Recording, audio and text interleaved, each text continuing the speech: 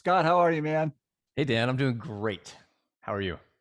I'm doing wonderful. I'm loving our cooling weather here in Southern California. I think it's still in the low 60s. I got in a very long mountain bike ride after camping up in the local mountains. So I am feeling almost ready for my mountain biking trip to Bend, Oregon later in the week. And Scott, I just said one of your favorite words. Two of them, Bend and Oregon. It is. I just got back from Oregon about a week ago. I spent a week there, about 4 days hiking through the gorge, through Silver Falls, through a lot of places, and it was just so nice. It was nice to get away to a place that had a little cooler weather. Although this weekend here in Southern California, it's our version of fall, I guess. But it's been nice to walk outside and think, should I put a jacket on? So I'm super excited. I grew up vacationing in the Bend area, and it is one of my favorite places on earth. Although us Californians have ruined it. I'm joking. We haven't ruined it. There's just too many people moving there. It was my secret, and now the secret's out. It's such a wonderful place. I'm so excited you get to go there and mountain bike. It's the most outdoor place in the Pacific Northwest that I know of. It's just so great. So you're gonna Yeah, have a good time. yeah, I agree. I've had the privilege of being there a couple of times. Some really good friends from New Mexico moved there. So I feel lucky to be able to do this, especially this time of year. Yeah. Scott, I have this expression about California. I may have said it to you because I feel like California has been loved to death. I feel like too many people came over too short a period of time for good reason, right? The climate, the diversity of activities, the diversity of jobs, the diversity of people. I think that makes it really appealing. And I do feel that places like Bend have been loved to death in a way on a different scale. They seem very unaffordable now.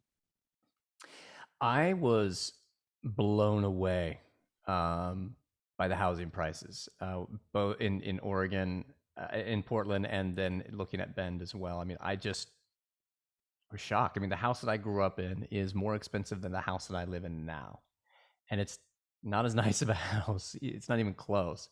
Um, and I just couldn't imagine. I mean, when I left Portland, I guess it was 25 years ago. It was this sleepy little town that, the only reason people knew about it was because of the Trailblazers. And I don't want, I loved Portlandia. It's such a great show, but I think, I think Portlandia is the reason that everybody discovered Portland. And then by default, people found out about Bend, and that's just shot housing prices through the roof, as they say. So I don't know if something has to give, but it's disappointing to me because it kind of means it makes it difficult to move back. But still, it's a beautiful place. I don't want to say it's been loved to death because it's still amazing, it's still beautiful, but it makes it very difficult for everybody, to move there. So, but I still, you're gonna enjoy it. The thing that bothers me the most, though, is these fires. Yes. I was there for only luckily one day I was affected by them, but one day the smoke rolled in and it was thick. Luckily it didn't go into the little rainforest that I was in, but when I got out, it was very apparent. And this isn't going away for anywhere in the Pacific Northwest. So I think that really, I don't know, it hurts. I don't know what to do about it. I think that feels, um, I don't know. It's sad because like this is the place you want to move to, but then you figure like your whole summers are going to be dealing with these forest fires. It's unfortunate. Well, I've been communicating with my friend who lives there about different bike trails. And then we just got a text from him about the Mackenzie River Trail. I think Yeah, the top portion of it is closed because of a fire this summer. I've rafted much of that trail or more that area, and it's oh god, it's great. It's so beautiful. One of my favorite rafting trips of all time. Also, the coldest I have probably ever been in my life was on that trip. So it's very unfortunate. Hopefully, we can find a solution. Oh, well, Scott, I think this could be a good segue into what we're talking about today. I think you and I need to create some kind of company to enrich ourselves, Scott. Okay, let's get into our topics. So, Scott, there is a TV show called Arrested Development. It ran from 2003. I think there was a pause and then it restarted and ran till 2019. It is set in Newport Beach, California, which is about 40 miles from where you and I live. It revolves around a level headed son named Michael, is it Bluth? Bluth, yeah. Takes over Jason family of Bateman. Jason Jason Bateman. Bateman, one of my favorites, takes over family affairs after his father is imprisoned. But the rest of his spoiled, dysfunctional family are making his job unbearable. Scott, what does this have to do with our topic today? It's life imitating art. And for those Arrested Development fans out there, just remember there's always money in the banana stand. I do get that reference. I only watched a couple. I loved him. I don't know why I didn't watch more because I'm a big Jason Bateman fan. Oh, I mean, there's so many great actors in this show. It's such a quirky show, and but it's life imitating art. I went to school in Newport Beach, and I lived in.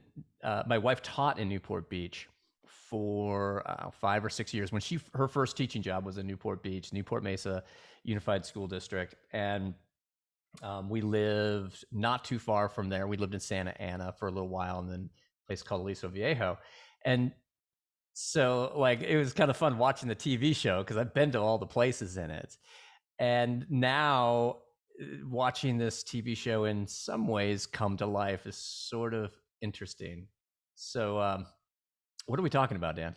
We're talking about how it came to life and what does this have to do with the 403b, Scott? In fact, we have a headline on 403b Wise right now, and at the very top it says key issues now. So it's in yellow below 403b Wise. It's about a third of the way down. It says Arrested Development, owner of large California 403b 457b compliance firm charged. What? Tell me more, Scott. Tell me, who is Robert Lauter? No relationship to Dan Otter. And let's start with him. Who is Robert Lauter? I didn't even put that together. Well, so Robert Lauter is or was or still may be, I'm not actually quite sure at this moment, the owner of a 403b compliance entity, the largest compliance entity in California. At least it used to be. The original compliance entity in California, they started in 1978. They were actually started by two other insurance agents and sold to Lauter in 2009. And basically, he's an insurance agent, runs an insurance firm, and TDS Group, now it used to be called Tax Deferred Services, is essentially, in my opinion, it was essentially a vehicle to provide compliance services for school districts for their 403b 457 plans, but really it was a vehicle to get access to school teachers to sell them financial products. And it has turned out to be a complete and utter disaster. Nobody could have seen this coming. Oh, wait. Everybody saw it coming. Well, let's back up a little bit. What does it mean to be a compliance firm? Let's start with that piece first. Actually, so this is a great question because a lot of these there used to not be any compliance firms in the 403b space. Prior to 2009, 403b, we still refer to 403b as the Wild West, but prior to 2009, the Wild West would have been preferable to what it was. Basically, you could send your money just about anywhere. You could defer money to 403b, and then you could just send it wherever you wanted. There was no compliance involved. The IRS didn't really get involved. It was basically like an IRA plan, but it had to be, the only way you could contribute to it was through your employer. Well, in 1978, this company, Tax Deferred Services, decided they were going to try to bring a little bit of sanity to the 403b world. For people who aren't familiar with California, we had this this law passed in the 70s. We call it the Any Willing Vendor Law. It's also called the Knox Bill. And basically, it basically says that anybody who wants to offer a 403B product in California can offer one. That's it. You and employees have to be given the option. If they want to contribute to a company, they have to be allowed to contribute to that company. Well, as you can imagine, the number of what we call payroll slots just ballooned. There were, at one point in Los Angeles Unified, you and I remember this, there was over 200 different vendors that you could contribute to, which is insanity. And so what TDS was trying to do was trying to bring a little bit of sanity to that world by being what compliance administrators originated as common remitters.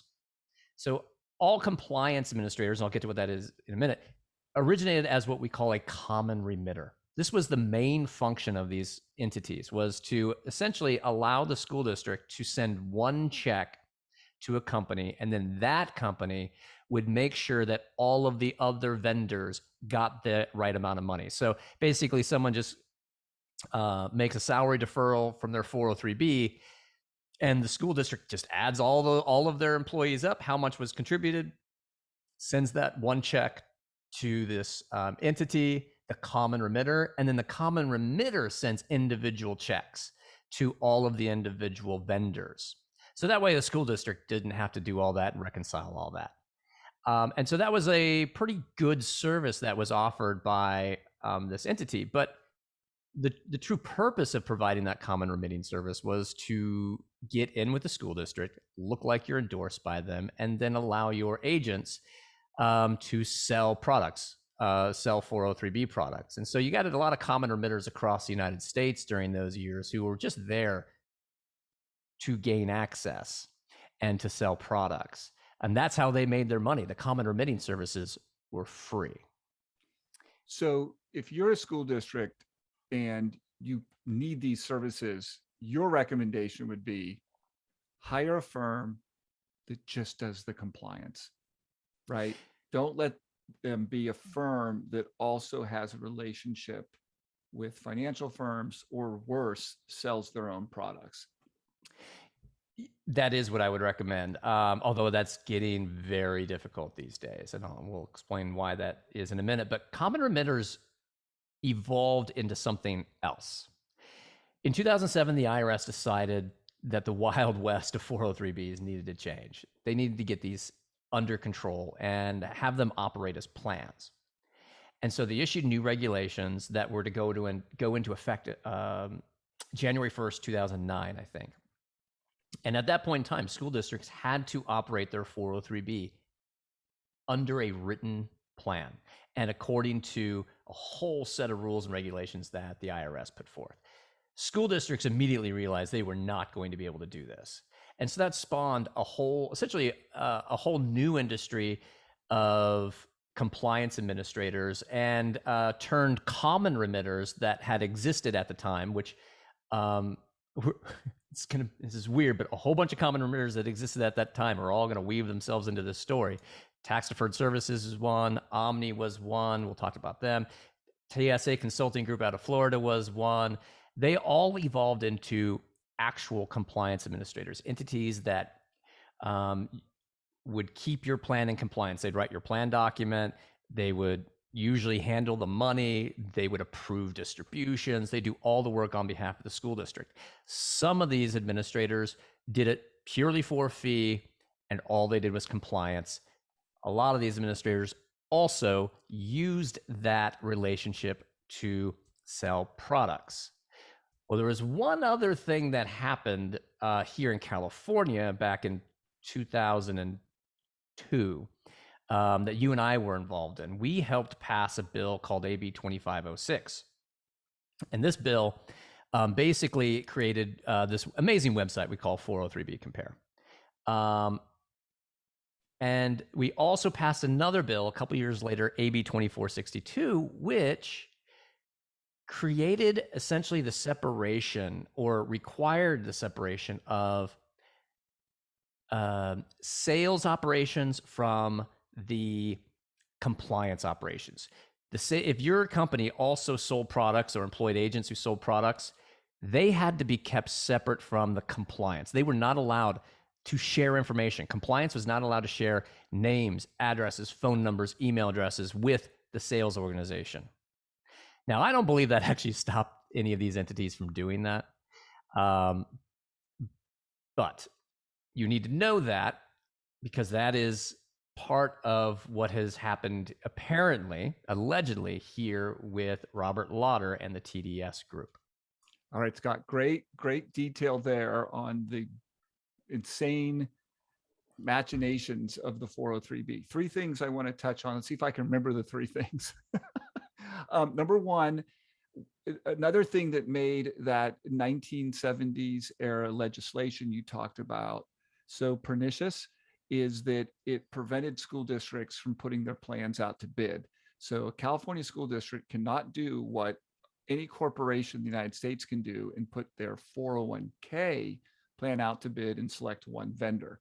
So other states allow this, but in California, we always use the example, LA Unified, one of the largest school districts in the country, is forbidden from putting its plan out to bid and going to one vendor. If they were to go to one vendor, Scott, they probably wouldn't need a compliance service. Is that true? If you just have one vendor, wouldn't the one vendor handle all of that? In theory, yes. And this is where I'd like to see the IRS issue some additional regulations. The issue that you have is the legacy vendors. So because you currently have, like, for example, LUSD is like, I don't know, 25, 30 vendors in their plan right now. If you were to immediately cut all of them off and go to a single vendor, all of those vendors would be deselected, but there's still money there. Someone still has to approve those distributions.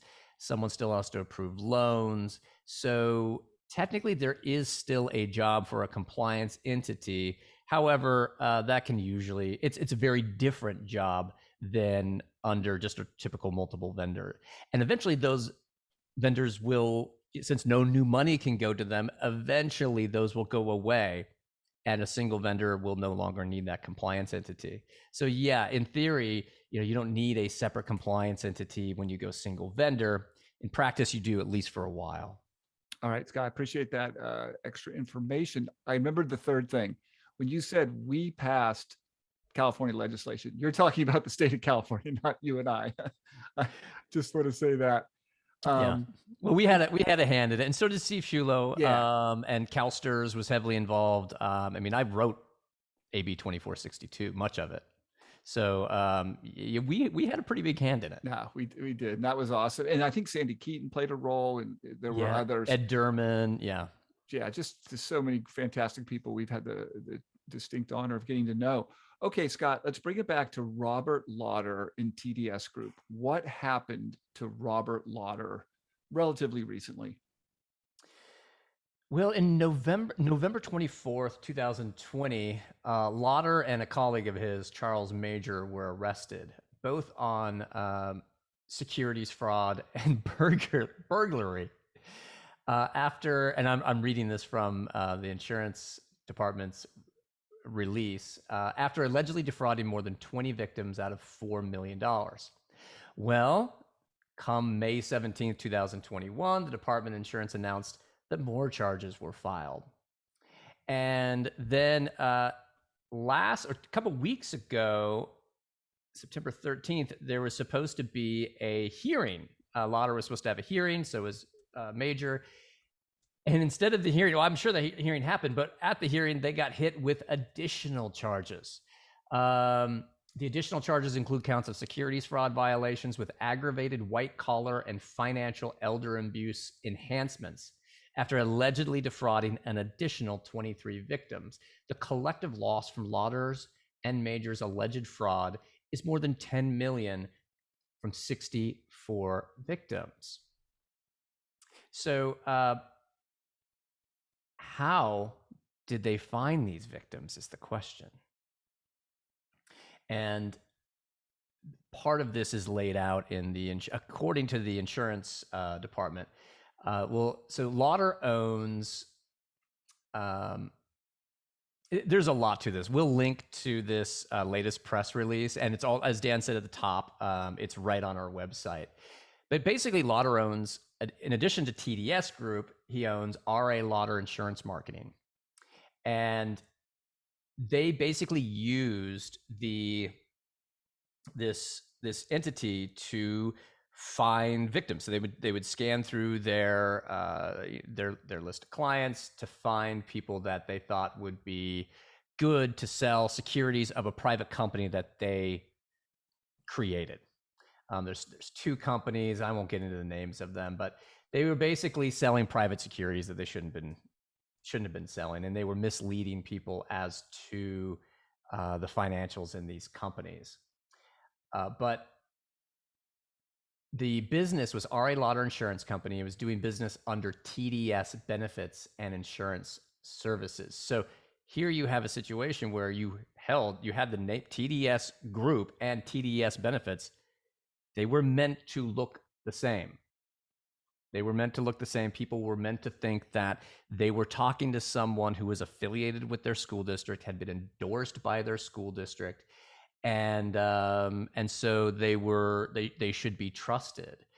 And many of the victims are affiliated with the California State Teachers Retirement System. Scott, and TDS, is it now and or at one time one of the largest compliance firms in California? Yeah, in fact, I think it was one of the largest compliance firms in the country at one point. But yeah, they were huge in California. When I first started in this business, they were actually the very first way that I was able to get Vanguard for my clients. I didn't know much. I knew nothing about the 403B, but I knew I liked Vanguard. And I was able to put down Tax Deferred Services as the vendor, even though they're not a vendor. And the money would get sent to Tax Deferred Services, and then Tax Deferred Services would just send it to Vanguard. They weren't even the compliance administrator for my wife's school district. And Vanguard wasn't even a approved vendor on the district list, right? You That's used right. that old provision called the 9024 transfer, which is no longer permitted. Technically, I didn't use that. So Tax Deferred Services was listed as a vendor in the school district because back then, I mean, like I told you, man, you could send money anywhere, and they did. They sent money all over the place. So like Tax Deferred Services was just a name on a list. And so I would send the money to Tax Deferred Services, which, by the way, since they're not actually a vendor, that wasn't legal in that situation. I didn't know that then. And so then Tax Deferred Services would get the money and they'd send it to Vanguard. And so I got my clients Vanguard in a school district where Vanguard wasn't allowed. That was the first time that was my first introduction to 403B. Well, Scott, as you mentioned, we have got this story linked on our homepage under key issues, and we will continue to update it. And there's sort of a lot to this. And again, we want to be very clear. No one has been found guilty. This is all allegedly. It is being looked into. So two more questions, Scott. Where do things stand now?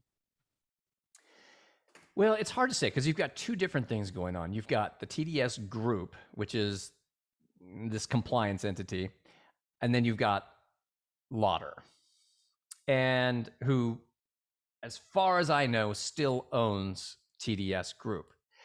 Now, TDS does not do their own compliance. They don't actually do that work because doing compliance, real compliance, is difficult. It's very difficult. There is a lot of work involved. You need to have great systems in place, and they weren't going to do it. So they subcontracted it out to a company called the Omni Group.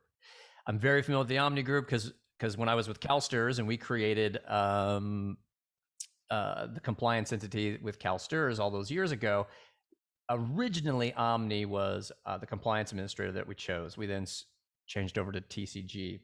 But Omni Group is doing the work for TDS. And I will say that I'm very thankful for that. I'm not a huge fan of Omni for a number of different reasons, but they are a legitimate company now. And, I'm confident that when Omni takes possession of the money, that there are controls in place and that the money's going to get to where it's going to go. So I don't want any of our listeners to be afraid that their money is going to disappear because their money is going to essentially a company that's owned by an alleged, fraudster. Okay. Having said that, I don't understand why a school district would continue to do business with TDS. Yeah. There has to be something going on behind the scenes with Omni and TDS. I can't imagine there's an entity out there that is going to buy the company TDS because I don't know, but it just seems that there's too much liability there. So I don't know what's going to happen there. Let me say this. I'm actually, if I was a school district and I was in this situation, I would be on the phone with Omni and I would be making sure that I understand where my money is going, who has the, what kind of creditor issues there are. Because even if the money's going to Omni, because it's going through this company of TDS, what's the issues there? Like, this bothers me if I'm a school district, because believe it or not, you and I have seen this over and over and over again. Compliance entities take money and then they disappear. It's happened in California several times. How many people do we know that have attempted to commit suicide or have committed suicide because they were, 3 of them, Dan?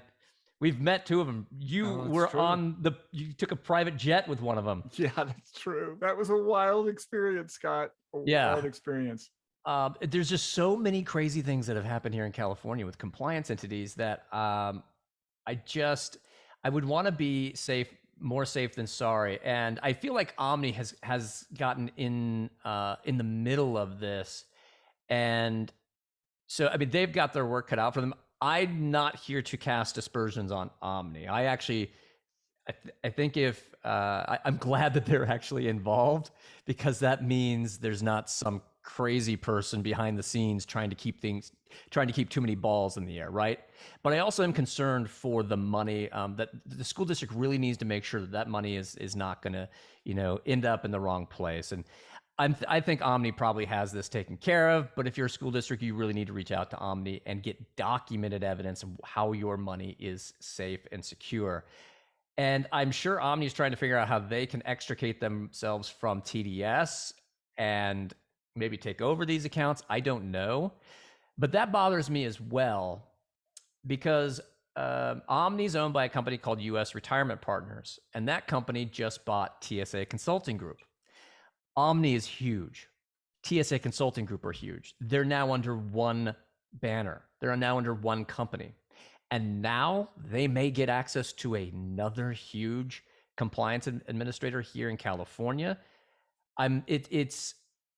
For me, it presents a monopolistic threat. Mm-hmm. But I do want to be clear, I am not concerned from a technical standpoint.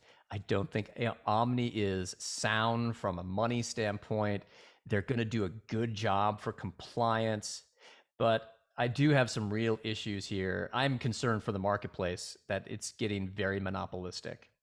Yeah, no, lots going on. Well, it's ironic. We're all for monopolies as far as single vendor, if they're a good vendor at a school district. But that's not technically a monopoly. Yeah, because they had to compete. They had to compete. Yeah, they had to compete to get it, and they could lose it at any time. So just a couple more things before we wrap up, Scott. You talked about from the perspective of the school district. If you are a teacher, what should teachers be looking out for?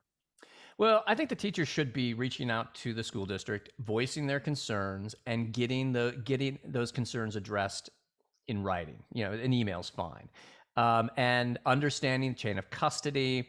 Understanding you need to know for sure that your money is protected and that it's getting to the right place, and that at no point along the way that it can be confiscated by creditors in some form or fashion.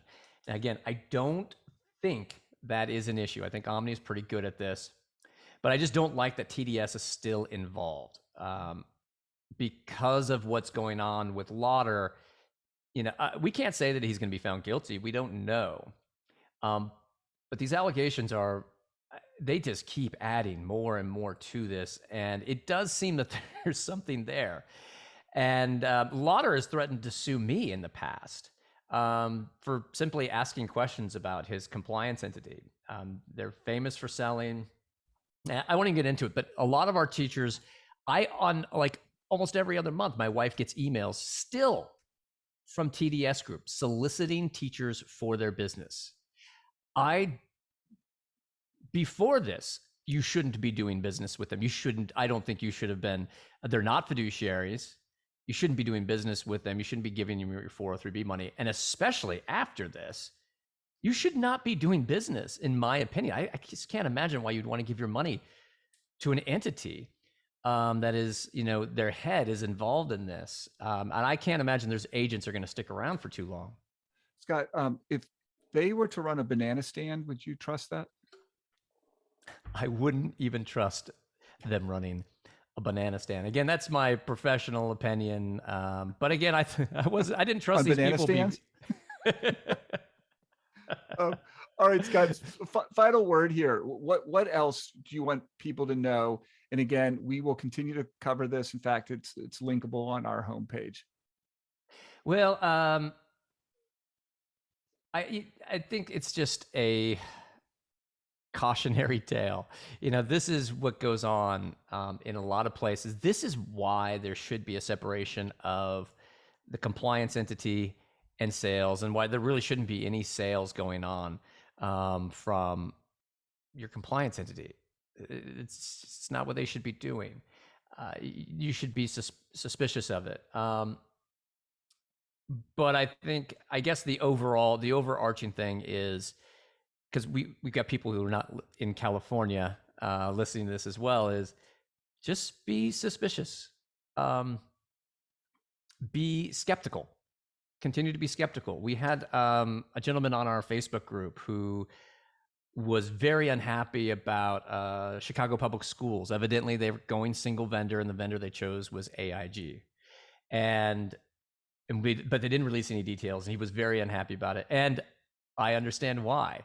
I wouldn't really be very happy about AIG being the single vendor, but I have seen some very good plans that are single vendor that are run by AIG.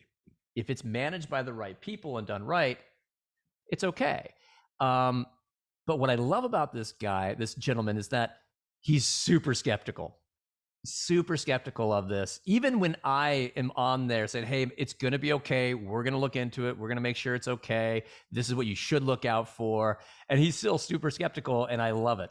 So I would just say, pay attention to red flags, because there were red flags here. Give an example of a red flag someone has to look out for. Well, I think sketchy emails are one. TDS Group is famous for sending the fishy emails that we've talked about. If your compliance administrator is involved in sending out sketchy emails that are, in my opinion, blatantly dishonest, that's a red flag. That's a big one. If there's somebody who is actively selling products in your teacher's lounge, that's a red flag.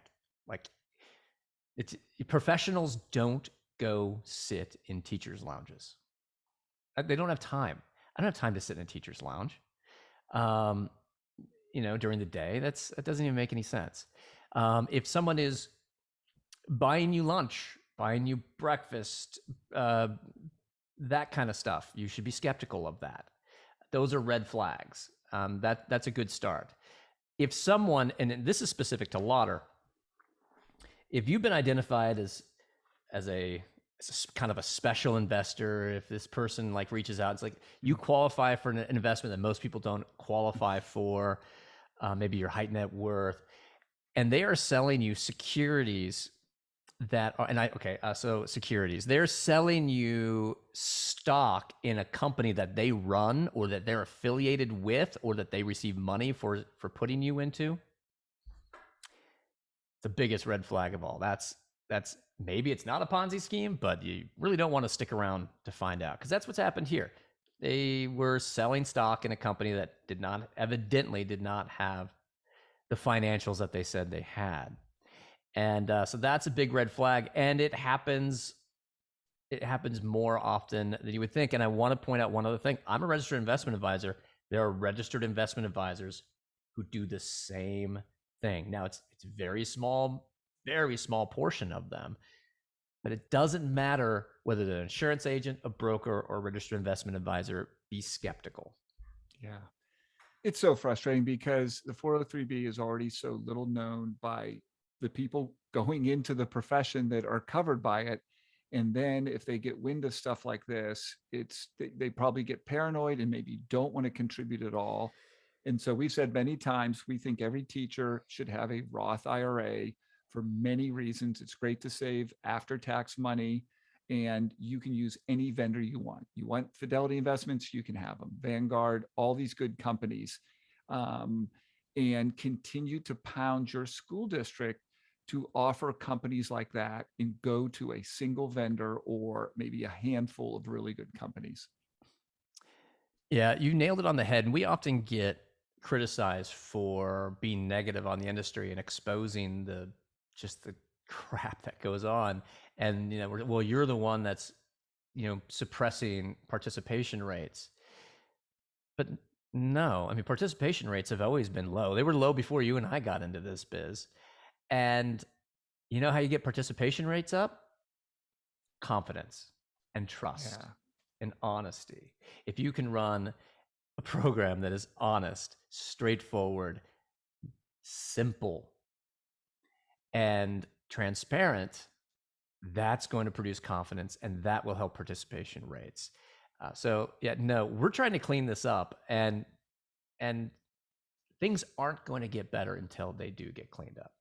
So I'm glad this fraud this alleged fraud is being exposed, and I hope this helps take another step to improving the industry. Well, Scott, I want to salute you because you have been on this. You're the one who brought it to me. It's because of your diligence that you know I knew about this. That we are doing a podcast on it, and it's on our homepage. So again, it's just part of all the things we're trying to do. I would say to try to clean this up and make it better. So thanks, Scott, for all you've done on this issue and other issues like it. You bet. I love digging into the details. And if there's anybody out there that has additional details on this or anything Yeah. else, send them our way. We love to dig into it. Yeah, you can email me at dan@403bwise.org. Thanks, Scott. Really appreciate this. You bet, Dan. Enjoy Oregon. I will. I just have to get 35 things done first. I hear you. See ya.